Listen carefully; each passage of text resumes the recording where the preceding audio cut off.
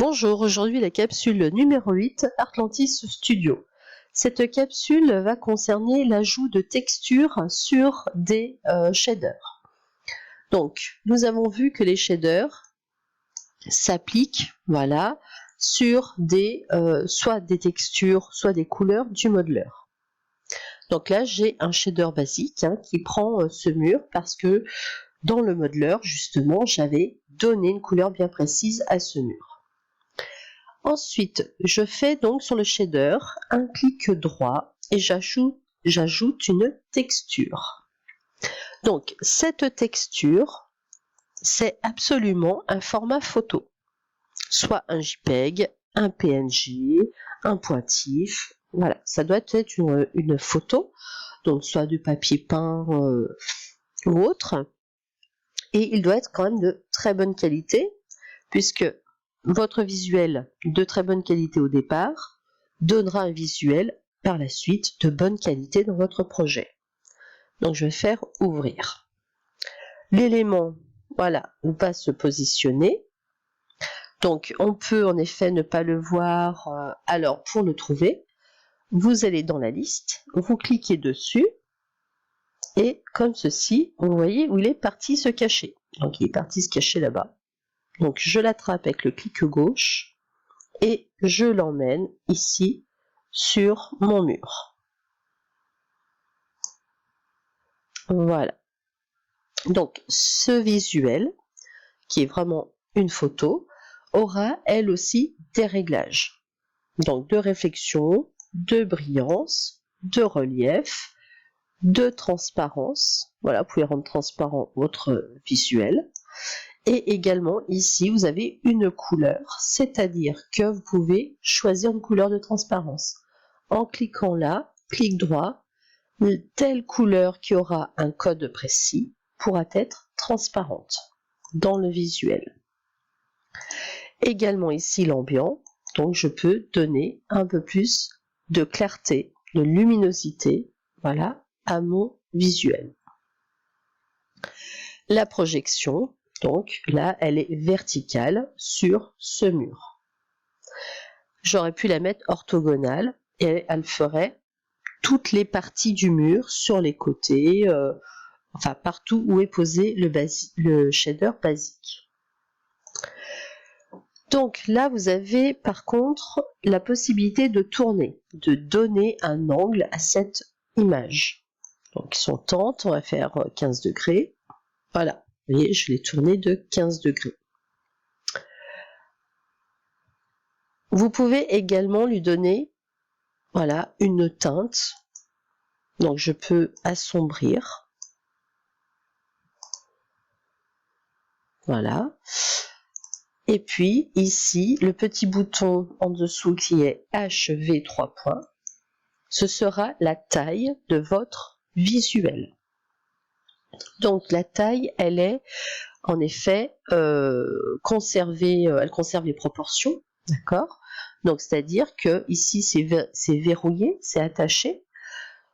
L'image en horizontale, donc dans sa largeur, est 150 et elle est également 150 en verticale, en hauteur.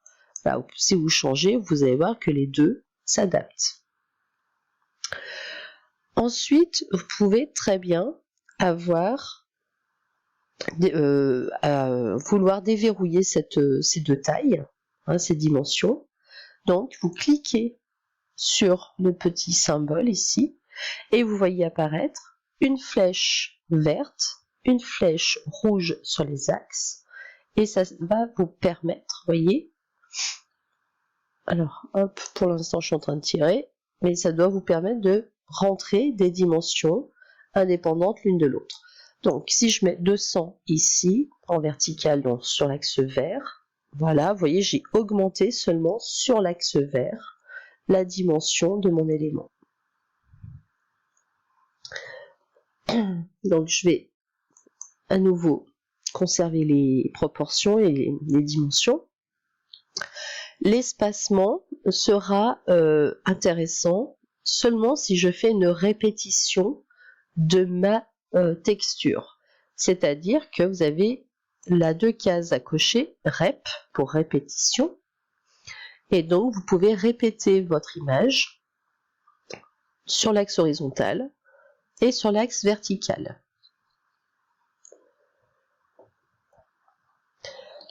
Une fois que vous avez coché ces cases-là de répétition, alors si je laisse l'espacement à 0, vous voyez, c'est complètement collé. Mais si je mets un espace, par exemple de 5 cm, j'aurai, voilà, ici, un espace qui a été créé entre mes images.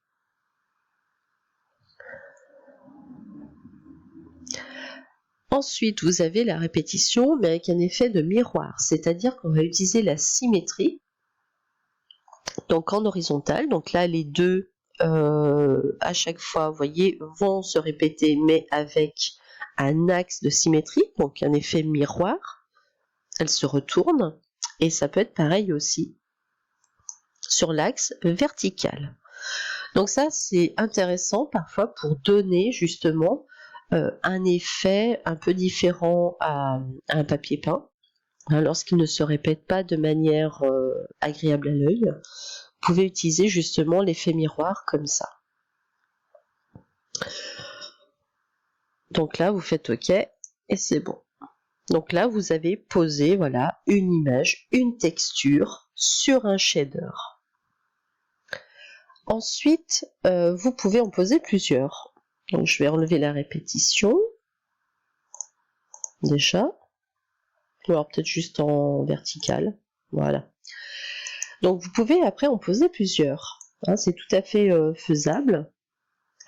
Donc vous revenez sur votre shader, clic droit, ajouter une texture, et là on va en prendre un deuxième, donc un format photo toujours, hein, ouvrir. Et donc là, je regarde où il se positionne. Donc il est bien ici dans ma liste. Donc il est à nouveau parti se cacher par là-bas. Donc je reviens, l'emmener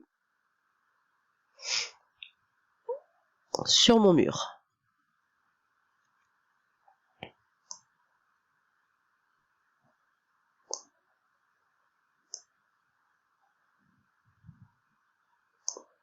Voilà.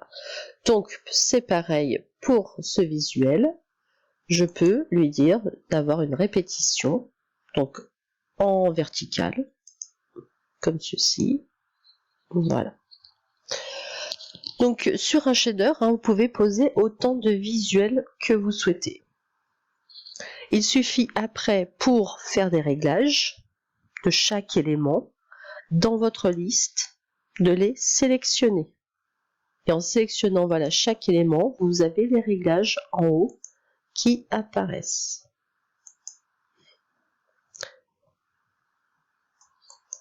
Ensuite, pour supprimer un élément, rien de plus simple que de le sélectionner justement, faire un clic droit et le supprimer.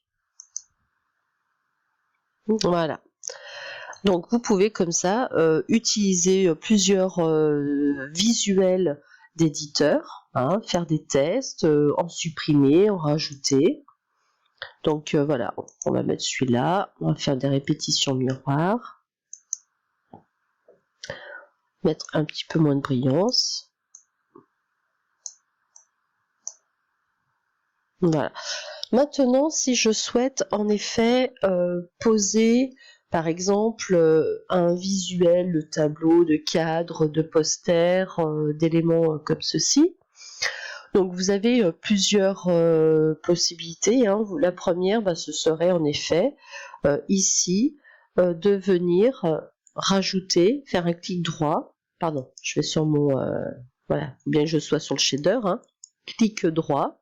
Voyez, hein, l'ajout de texture, hein, se fait bien sur le shader. Hein. Si vous êtes sur un JPEG, donc sur une texture, vous n'aurez pas l'ajout, hein, de texture. Donc je me mets bien sur le shader, ajouter une texture, et là je peux aller chercher par exemple un visuel. Voilà, je le sélectionne, comme ça je sais où il est. Donc, par contre, il n'a pas du tout la même qualité, il est assez petit. On va l'agrandir. Et donc, on va lui donner voilà, 30 cm par 30 cm.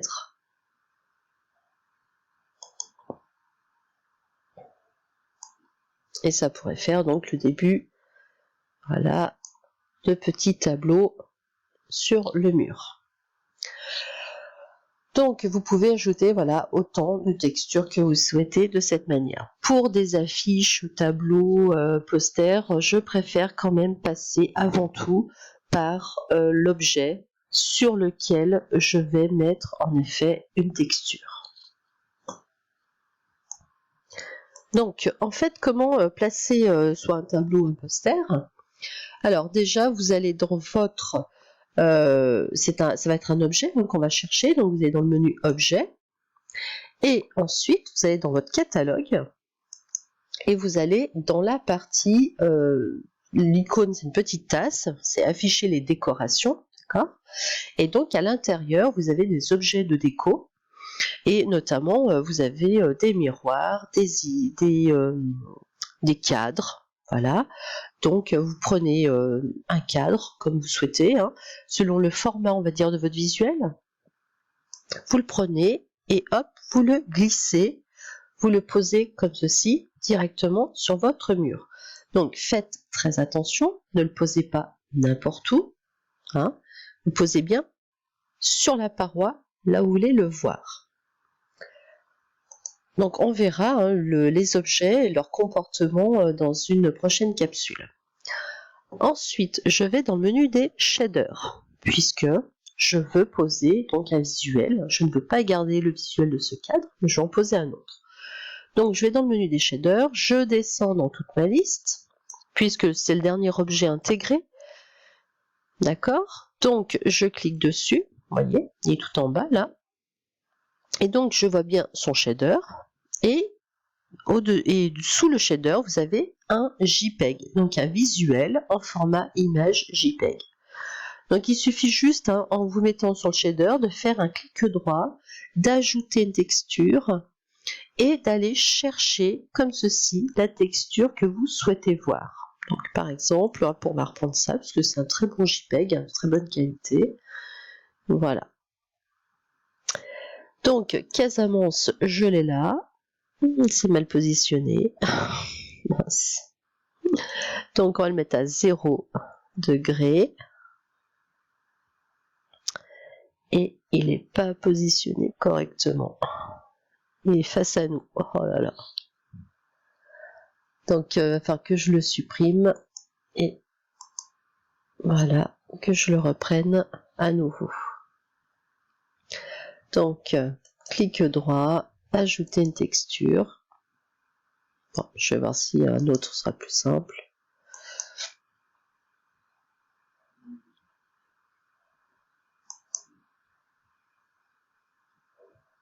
Voilà, horizontale, verticale, on va donner une plus grande taille.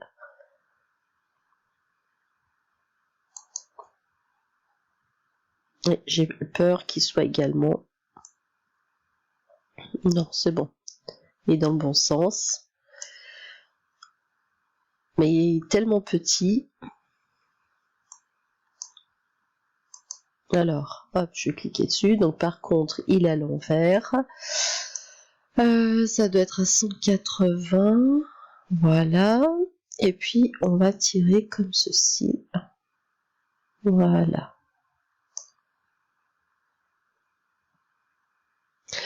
Donc, sur cet objet que j'ai posé, j'ai pu, sur le visuel qui était existant, j'ai pu poser un autre visuel par-dessus. Donc le visuel existant est toujours là, je n'ai pas supprimé, d'accord, mais le mien est au-dessus, donc le recouvre. Vous pouvez très bien supprimer l'ancien, en fait, vous le sélectionnez, clic droit, supprimer, c'est tout à fait faisable, mais comme vous pouvez le laisser également, si vous avez à un moment donné envie de le garder au cas où. Voilà, donc comment positionner des textures sur des shaders, c'est assez simple.